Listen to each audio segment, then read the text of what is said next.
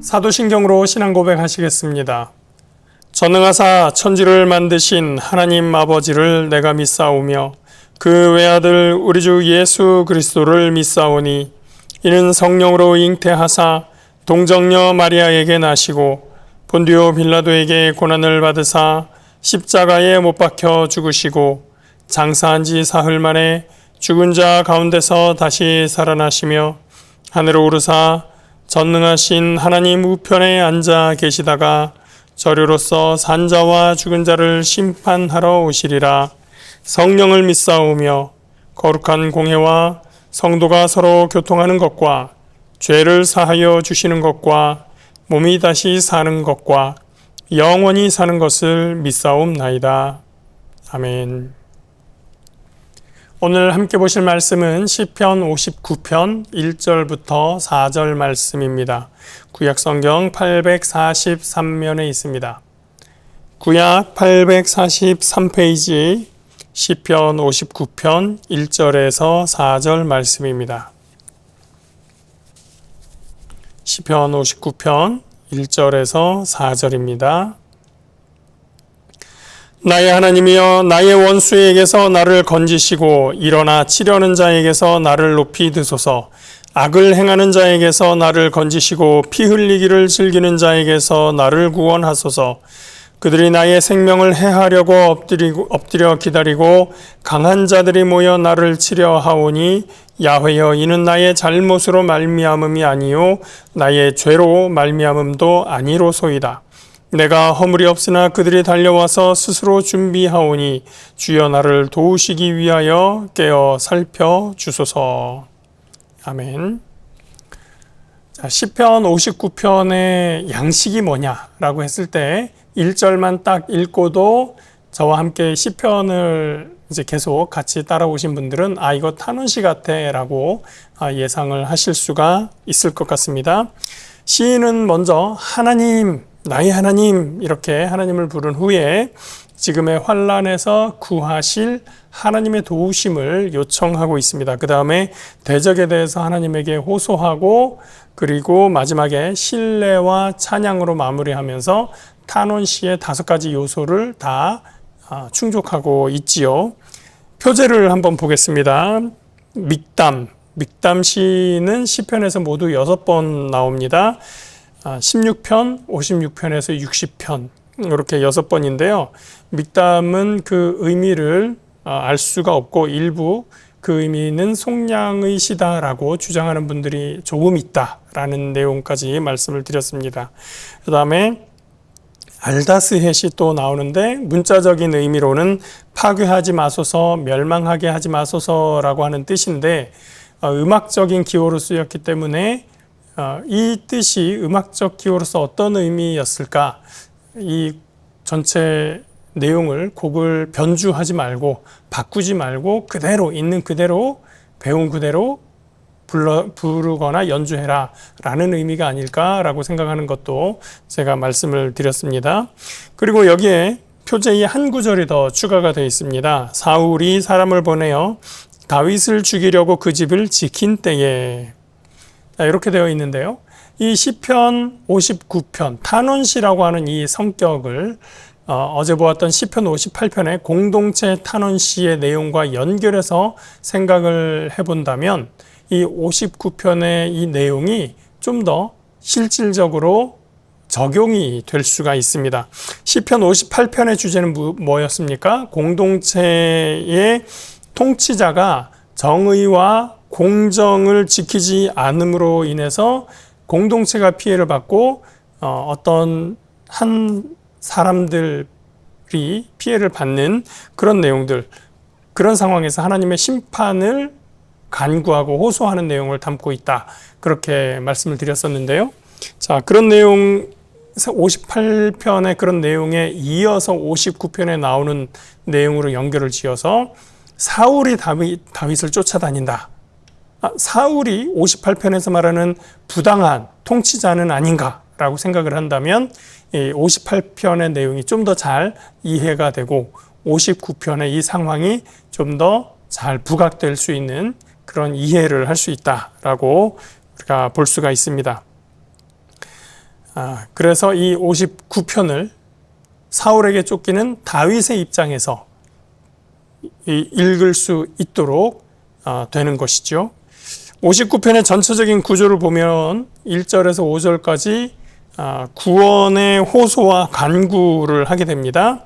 그 다음에 6절에서 7절은 왜 구원을 호소하고 간구하는가? 대적이 나를 공격하고 있는 그 현실에 대해서 하나님께 아뢰고 있는 것이죠. 보고합니다. 고발한다라고도 할 수가 있고요. 자, 그런 상황에서 8절에서 10절은 하나님께 대한 신뢰를 고백합니다. 하나님 이런 상황에서 나를 도우실 거지요? 저 하나님 그런 하나님 믿습니다. 라고 하는 신뢰입니다. 그 다음에 11절에서 13절에서는 다시 이 대적에 대해서 심판해 달라고 간구하고요. 14절, 15절은 그 대적의 행위를 다시 한번 고발하고 마지막에 16절, 17절에서 신뢰를 고백하고 하나님을 찬양하는 내용으로 마무리가 됩니다. 본문을 봅니다. 1절과 2절입니다. 나의 하나님이여 나의 원수에게서 나를 건지시고 일어나 치려는 자에게서 나를 높이 두소서. 악을 행하는 자에게서 나를 건지시고 피 흘리기를 즐기는 자에게서 나를 구원하소서. 자, 탄원시의 첫 번째, 두 번째 요소 기억나시죠? 하나님 하고 부르는 것, 그리고 구원해 주세요, 도와주세요 라고 하나님께 호소하는 내용, 이 두 가지가 1절, 2절에 담겨 있습니다. 나의 하나님이라고 부른 후에 시인은 자신을 구해 주소서라고 이야기를 하고 있는데요. 누구로부터 구해달라고 합니까? 원수로부터. 그리고 이 원수는 자신을 치려고 하는 사람입니다. 또 어떤 사람이 있나요? 악을 행하는 사람이 있고, 그리고 피 흘리기를 즐겨하는 사람입니다. 이 원수로부터 피 흘리기를 즐겨하는 사람, 이 모든 성격이 한 사람에게 다 있을 수도 있지만 또 여러 사람들 각각을 이야기할 수도 있습니다. 자, 시인은 왜 이들에게 쫓기고 있습니까? 3절입니다. 그들이 나의 생명을 해하려고 엎드려 기다리고 강한 자들이 모여 나를 치려 하오니 야훼여 이는 나의 잘못으로 말미암음이 아니요 나의 죄로 말미암음도 아니로소이다. 내가 허물이 없으나 그들이 달려와서 스스로 준비하오니 주여 나를 도우시기 위하여 깨어 살펴주소서. 자, 저 사람들이 나를 해하려고 합니다. 악하고도 강한 자들이 잠복해서 나의 생명을 해하려고 하는데 이유가 뭔가 하고 보니 내 잘못이 아니에요. 내가 잘못한 게 없습니다. 허물이 없는데도 그들이 나를 해하려고 합니다. 그렇습니다. 때때로 우리는 잘못이 있어서 공권력이 당연히 체포해야 되는 사람들을 체포하고 감금하고 구속하기도 하지만 때로는 억울하게 공권력이 작용하는 경우를 보기도 합니다. 다윗이 사울에게 쫓기던 상황은 분명히 억울한 상황이었던 것을 우리는 압니다. 다윗은 하나님께 간구합니다. 5절 주님은 만군의 하나님 야훼 이스라엘의 하나님이시오니 일어나 모든 나라들을 벌하소서. 악을 행하는 모든 자들에게 은혜를 베풀지 마소서. 악한 자가 악한 행위를 버리지 않고 있는데 은혜를 베풀 수는 없습니다. 악한 자가 죄 없는 자를 괴롭히고 위협하고 협박하는 일이 여전히 진행 중인데 하나님은 사랑이시니 용서해 주세요라고 말할 수는 없는 겁니다. 제가 과천에서 신천지 대책과 관련해서 일을 할 때 일입니다. 15년도 더 된 일인 것 같은데요. 과천에 있는 어떤 작은 교회 목사님이 신천지에게 유리하게 말하면서 마치 신천지를 돕는 것 같은 일이 생겨서 문제가 된 적이 있습니다.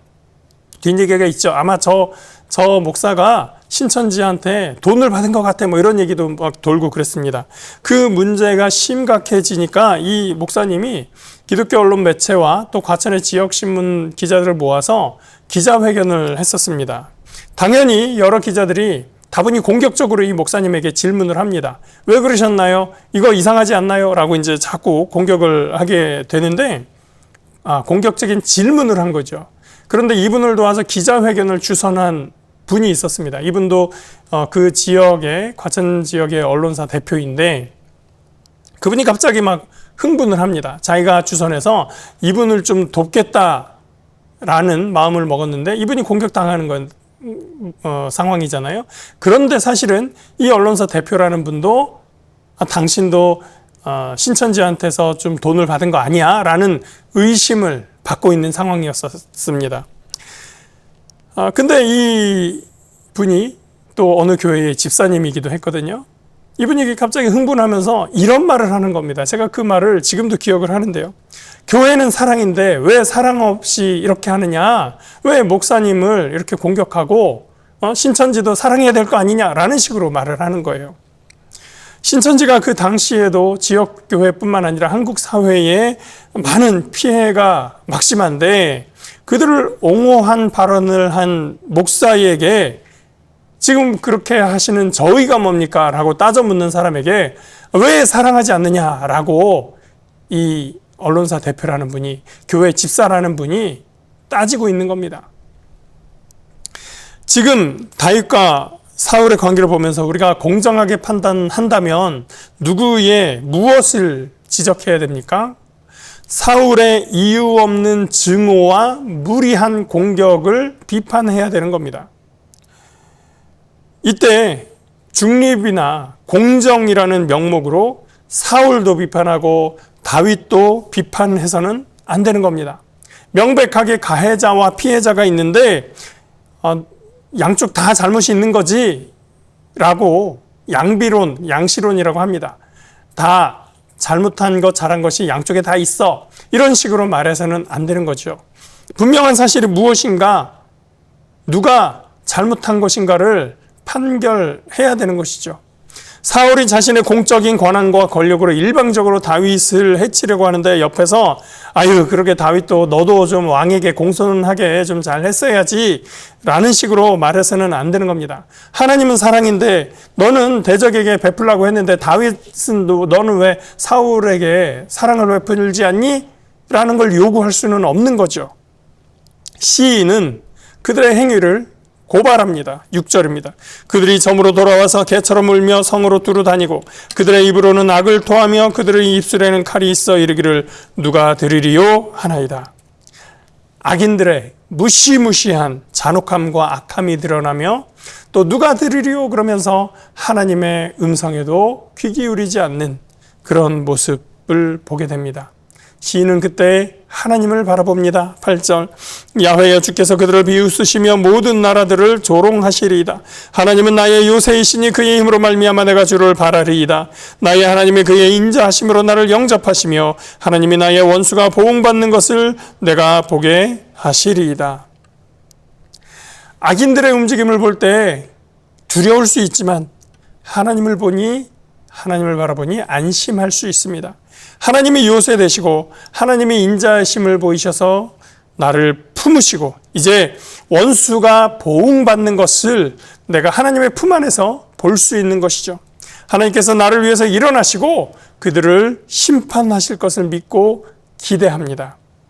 시인은 간구합니다. 11절 그들을 죽이지 마옵소서 나의 백성이 잊을까 하나이다. 우리 방패 되신 주여 주의 능력으로 그들을 흩으시고 낮추소서.